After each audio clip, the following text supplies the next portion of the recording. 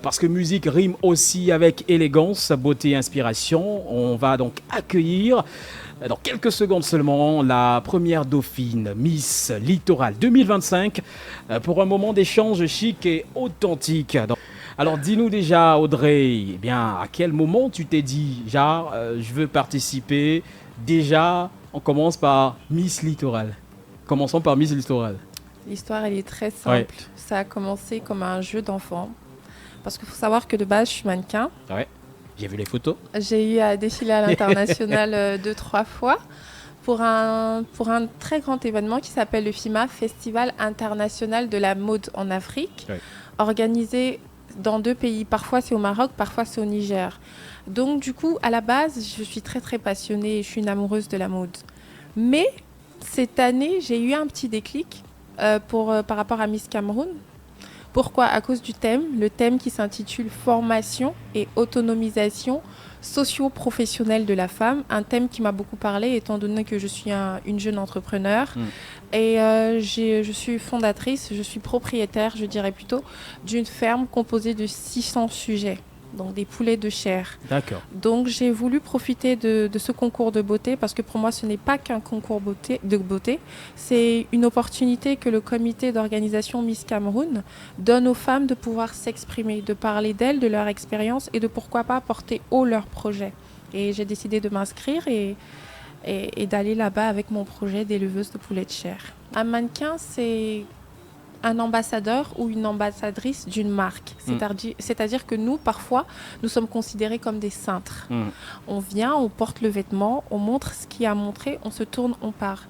La Miss, elle dégage beaucoup plus de grâce, de confiance en elle, de douceur, de raffinement. Ce n'est plus elle le cintre, c'est elle le vêtement. Non, ce n'est plus le cintre. Là, la Miss, elle est Ouais. ambassadrice de la Ouais. beauté de toute une nation. Ouais. Et c'est complètement différent. C'est 2 mondes complètement différents. Ça t'a pris quelques quoi, semaines, des mois pour faire la transition. Je vais dire un mois. Un mois. Un mois et demi, parce Oui. que j'ai pas eu trop de mal, étant donné que sans être prétentieuse, j'ai quand même le physique. Donc, j'ai pas eu trop de mal à m'y faire en fait. J'ai juste beaucoup travaillé, ma posture, ma façon de me tenir, mon sourire, c'est très important. Le mannequin, il sourit pas du tout. Ok. Quand on monte sur scène, on fait ce qu'on a à faire, on se retourne, on sourit pas. Alors que la Miss, la première chose qui interpelle, c'est son sourire et sa grâce. Donc j'ai dû beaucoup, beaucoup travailler sur ça. Là, les gens, ils pensent généralement que les Miss, voilà, elles passent leur journée à sourire, comme tu l'as dit, tu parlais de sourire, et à prendre des selfies, voilà. C'est quoi en fait une journée type, par exemple, de la première dauphine ? Alors, c'est beaucoup de travail. Ouais. Je peux vous assurer que c'est énormément de travail. C'est-à-dire que depuis que je suis Miss, j'ai un plan de campagne. Parce qu'il faut savoir qu'une Miss, elle a un plan de campagne à suivre. Que ce soit une Miss régionale, que ce soit une Miss nationale, il y a tout un emploi du temps qu'il faut respecter. La Miss, elle n'est pas seulement là pour porter des robes de soirée et être dans un monde de strass et paillettes. Comme je disais tantôt, elle a une cause à défendre. Elle a des actions, des sorties communautaires à faire. Elle a des descentes à faire sur le terrain. Donc, c'est tout ça qu'on prend en compte pour juger une Miss.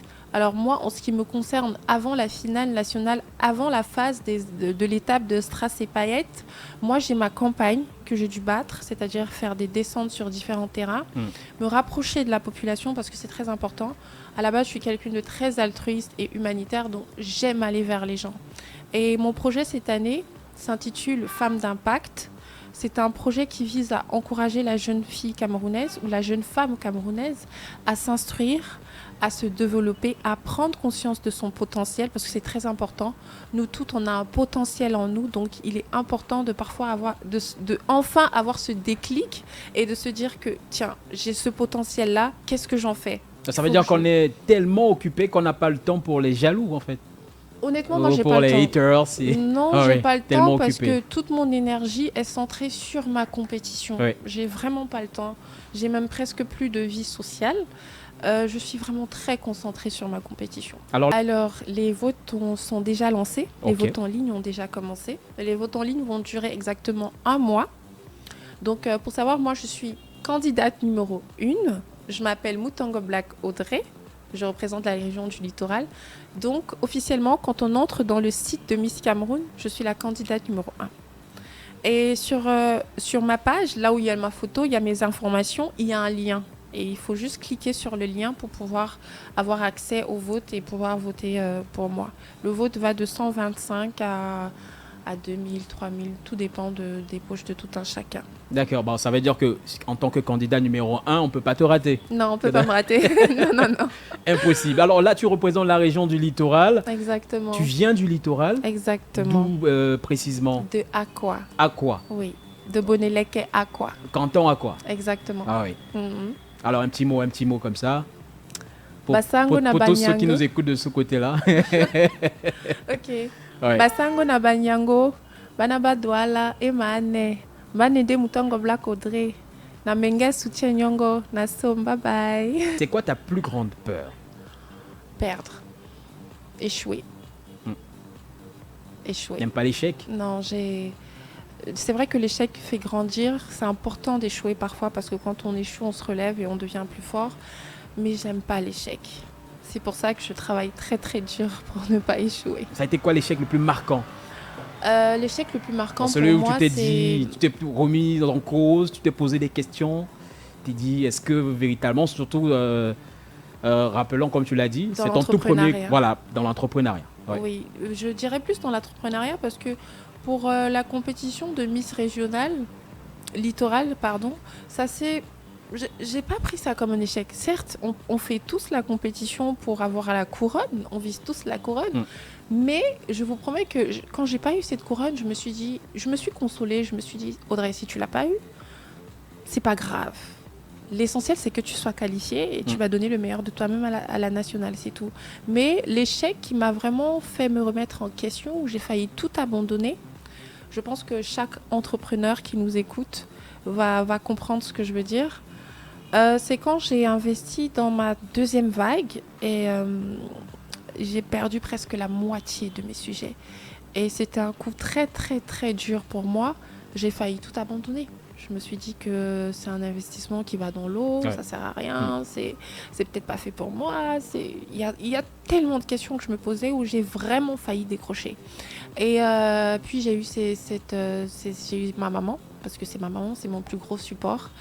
Elle était là, elle m'a dit, n'abandonne pas, il n'y a aucun entrepreneur sur Terre qui réussit d'un premier coup. Si tu savais le nombre de personnes qui ont échoué et ensuite la 10e fois ils ont réussi, tu parlerais pas comme ça. Donc vraiment, je me suis remise en question après ça et je me suis dit, bon ok, Audrey, fais, ne t'attends pas au résultat à l'immédiat, peut-être que ça va payer. Et au final, ça commence à payer un peu. La chose que tu fais toujours avant de monter sur scène? Prier. Oui. Signe de croix, direct. Sans hésiter, signe de croix direct. Il n'y a pas autre chose que je fais, signe de croix, parce que je suis une femme de foi, je suis très croyante et je me dis qu'il y a un être suprême sur Terre qui a une décision sur notre vie. Donc, peu importe ce que tu fais, il faut toujours mettre Dieu devant. Peu importe ta religion, il faut toujours mettre Dieu devant. Et jusqu'ici, c'est lui qui m'accompagne dans tout ce que je fais. Si vous savez le nombre de fois où j'ai failli abandonner, et il y a ces petites forces-là, il y a ce petit ange qui me parle et qui me dit non, on n'abandonne pas. Et plus c'est dur, plus ce qui t'attend devant normalement est bien. Donc la seule chose que je fais avant de monter sur scène, que ce soit dans le mannequinat, que ce soit dans le monde de Miss, c'est prier. Signe de croix. Si j'ai pas le temps de prier, mon petit signe de croix et puis c'est tout. Premier geste que tu as fait avant d'entrer en studio? Non, j'ai pas fait le signe de croix. Bon, parce que là, le studio, c'est pas la scène. Ouais. Donc, non, mais j'ai pas fait le signe de croix parce que déjà, dès votre accueil, je me sentais très bien. Et voilà, vous m'avez donné un accueil assez chaleureux là-bas devant. Donc, voilà. Content de l'apprendre. Ouais. Un plat camerounais que tu adores, même en talons? Le coq. Ouais. Le coq salé. Ok. J'adore le coq salé, c'est trop bon. Avec les bâtons, bon, ça dépend. Parfois les bâtons, parfois les maniocs. Mais le coq, c'est ma mort. Obstacle ou pas, c'est pas important? Oui, obstacle ou pas, c'est pas important. Tant que c'est bien assaisonné, là, bien pimenté, j'adore. Alors, si on te demandait de choisir Miss ou ministre, tu choisirais quoi? Hey. Mais Miss, c'est tout autre chose. Enfin, c'est la Ouais. politique. Non, Miss. Miss.